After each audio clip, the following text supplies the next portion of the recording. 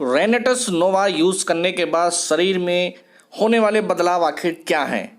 जब हम रेनेटस यूज़ करते हैं तो हमारी बॉडी के अंदर कुछ अजीब से चेंजेस होने लगते हैं, जैसे कि लूज मोशन होना, सर में दर्द होना, बदन में दर्द होना, शरीर में दाने निकलना, शरीर में खुजली होना, या कोई जिस समस्या के लिए आपने इस प्रोडक्ट को लिया है वो समस्या थोड़ी सी बढ़ जाना। ये सारे चेंजेस जो अचानक से हमें बॉडी में देखने को लिए मिलते हैं, आखिर है क्या, इनको हम नहीं समझ पा रहे हैं। आज इन सभी को समझने के लिए, जानने के लिए आज इस वीडियो में लास्ट तक आप बने रहिए। आपके सभी सवालों का जवाब इस वीडियो में आपको मिलने वाला है। तो चलिए दोस्तों, शुरुआत करते हैं। रेनेटस वेलनेस प्राइवेट लिमिटेड की इस वीडियो में आप सभी का हार्दिक स्वागत है। दोस्तों, सबसे पहले हमें ये समझना है कि जब रेनेटस नोवा हम खा रहे हैं तो एक प्रकार का ये आयुर्वेदिक प्रोडक्ट है, प्राकृतिक प्रोडक्ट है। और जब प्रकृति अपना काम करती है तो उसका काम करने का तरीका जो होता है वो नेचुरल तरीका होता है। और नेचुरल तरीका क्या है? सबसे पहले ये प्रोडक्ट आपके बॉडी में एंट्री करने के बाद आपकी क्लींजिंग पे काम करता है, आपकी सफाई के ऊपर काम करता है। ये सफाई होती कैसे, हम इसको एक बार समझ लेंगे तो होने वाले चेंजेस हमें ऑटोमेटिकली समझ में आने वाले हैं। तो क्या है वो चेंजेस? तो देखिए, सबसे पहले समझिए कि आपकी बॉडी के अंदर आपका एक पार्ट जो सबसे ज़्यादा महत्वपूर्ण है वो है आपकी स्मॉल इंटेस्टाइन। ये जो फिगर मैं आपके सामने दिखा रहा हूँ, इसमें देखिए यहाँ जो एरो आपको दिख रहा है ये हमारा पेट है, जहाँ पर जैसे आप फूड पाइप के द्वारा आपका खाना पहुँचता है, यहाँ पर इस वाले पोर्शन में खाने में कुछ एक्स्ट्रा पाचक रस मिल जाते हैं जो खाने को छोटे छोटे टुकड़ों में तोड़ने का काम करते हैं। एक प्रकार का यहाँ पर आपके खाने का ग्राइंडर होता है, जूस बनता है, और वो सारा का सारा जूस जो है आपकी नेक्स्ट प्रोसेस में जाता है। वो नेक्स्ट प्रोसेस क्या है? आपका स्मॉल इंटेस्टाइन। ये जो आप देख रहे हैं येलो एरो जो आपको दिख रहा है, ये आपकी स्मॉल इंटेस्टाइन है। और पूरी बॉडी के अंदर सबसे महत्वपूर्ण काम है इस स्मॉल इंटेस्टाइन का। क्यों? क्योंकि ये आपकी बॉडी में काम करती है, आपके खाने से महत्वपूर्ण तत्वों को सोख कर सक कर लेती है और ब्लड के रास्ते अलग अलग ऑर्गन्स तक ये जो न्यूट्रिएंट है और ऑक्सीजन पहुंचाने का काम आपका ब्लड करता है। मैं आगे समझाऊंगा। नेक्स्ट हमारा जो बचा हुआ मटेरियल है, वेस्ट मटेरियल जो है वो लार्ज इंटेस्टाइन यानी रेड एरो में जो आपको दिख रहा है, इसके द्वारा आपके शरीर से बाहर निकल जाता है। अभी हम स्मॉल इंटेस्टाइन को ज़रा और डीपली समझते हैं। देखिए, अंदर से देखने में इस टाइप की होती है। जो आप देखेंगे आपकी स्मॉल इंटेस्टाइन जो होती है आपके लंबाई की लगभग 4.5 गुना ये लंबाई में होती है, और इसके अंदर ही पूरा खाना जाता है।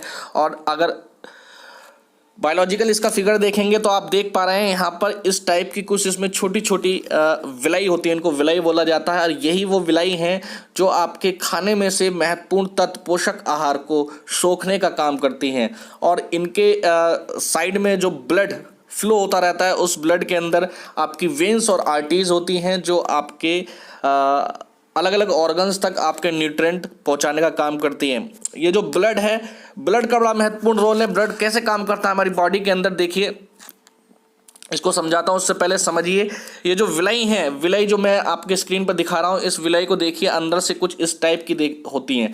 अभी जो आप नंबर 1 पर जो अपना स्ट्रक्चर देख रहे हैं इस स्मॉल इंटेस्टाइन के अंदर का, वो ये है जब आप पैदा होते हैं तो इसके अंदर बिल्कुल ये क्लीन होती है, इसके अंदर किसी प्रकार की कोई गंदगी नहीं होती है। लेकिन जैसे जैसे हमारी एज बढ़ती है और हम बढ़ती हुई एज में अपनी बॉडी के अंदर वो सभी चीज़ें खाने लगते हैं जो हमारी जुबान को अच्छा लगता है, लेकिन हमारी बॉडी के लिए सारी चीज़ें उपयुक्त नहीं होती हैं।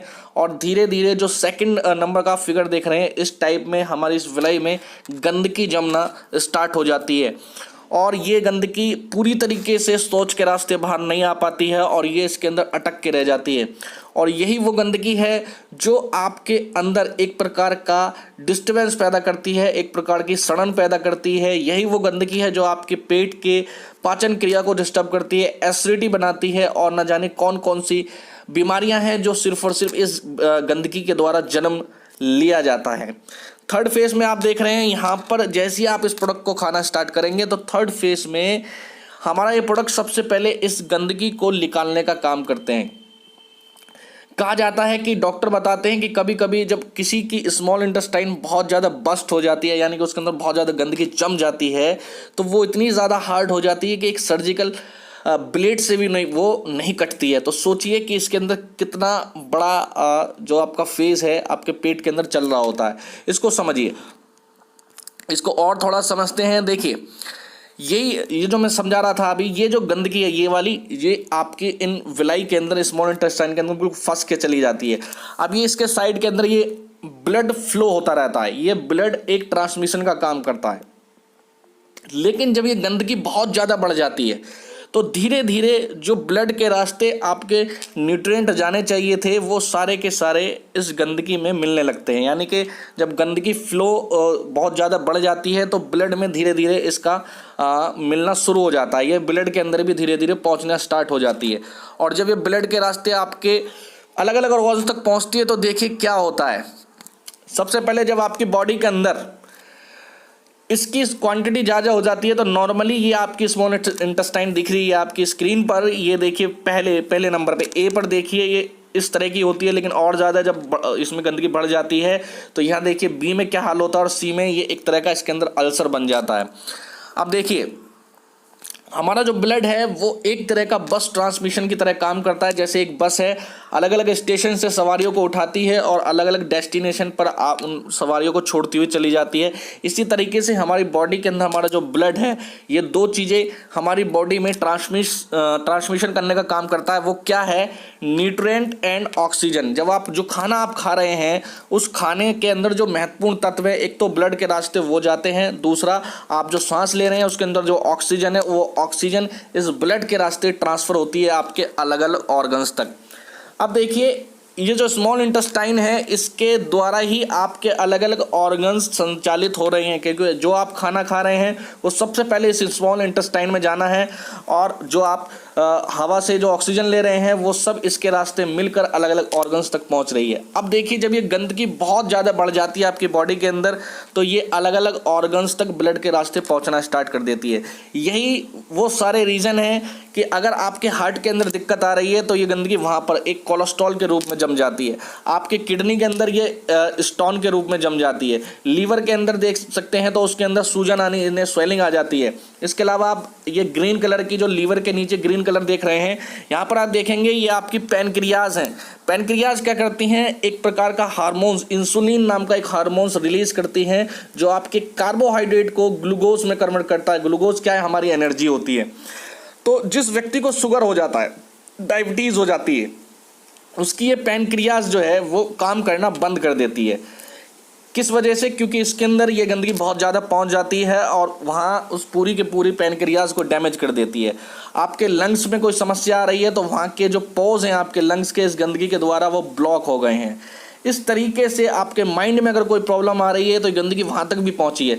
तो यानी ये गंदगी है क्या? ये सारी की सारी चीज़ें आपकी टॉक्सिन है जो हम डेली बेस पर खाना खा रहे हैं, जो हमारी बॉडी के अंदर पॉल्यूशन जा रहा है या ऐसी कुछ अनवांटेड हम चीज़ें खा रहे हैं जो हमारी बॉडी के लिए उपयुक्त नहीं है, वो सब ब्लड के रास्ते आपके फ्लो होने लगती है अलग अलग ऑर्गन्स तक और वो सारी की सारी आपके सारे शरीर को ये अपने कंट्रोल में ले लेती है। और ये क्या है? एक प्रकार के बैड बैक्टीरियाज हैं जो जन्म लेने लगते हैं, पनपने लगते हैं और जब इनकी संख्या एक पर्टिकुलर जगह पर बहुत ज़्यादा हो जाती है तो ये उस पूरे एरिया को डैमेज करना स्टार्ट कर देते हैं, तेज़ी से डैमेज करते हैं और वही एक कैंसर का रूप भी ले लेता है।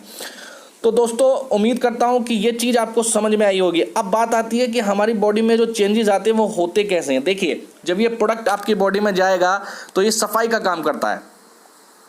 जब आपकी बॉडी में जाकर ये इस गंदगी को बाहर फेंकने का काम करेगा तो ये बैड बैक्टीरियाज जो होते हैं ये बहुत ज़्यादा विचलित हो जाते हैं और ये इधर उधर भागने की कोशिश करते हैं। और जब ये भागने की कोशिश करते हैं तो आपकी बॉडी के अंदर डिस्टर्बेंस पैदा होता है, आपके सिर में दर्द होना स्टार्ट होगा। और अगर ये देखिए इनको बाहर निकलने के आपकी बॉडी के अंदर तीन ही रास्ते हैं। पहला, ये शौच के रास्ते बाहर आएंगे तो लूज मोशन उस समय बहुत ज़्यादा हो जाता है। दूसरा, ये आपके सांस के रास्ते बाहर आएंगे तो उस समय आपको लगेगा कि मेरे दिल में बहुत तेज़ी धड़कन मेरी बढ़ गई है, मेरी हार्ट बीट बहुत तेज़ी से बढ़ रही है। या फिर आपका स्किन में बहुत छोटे छोटे पोज होते हैं, उनके रास्ते बाहर निकलने की कोशिश करते हैं। तो जब ये बाहर निकलने की कोशिश करते हैं तो वहाँ कभी कभी खुजली हो जाती है, वहाँ पर आपको इचिंग होगी या कभी कभी छोटे छोटे दाने निकल जाते हैं। ये सब क्या है? ये सब इसी का रूप है।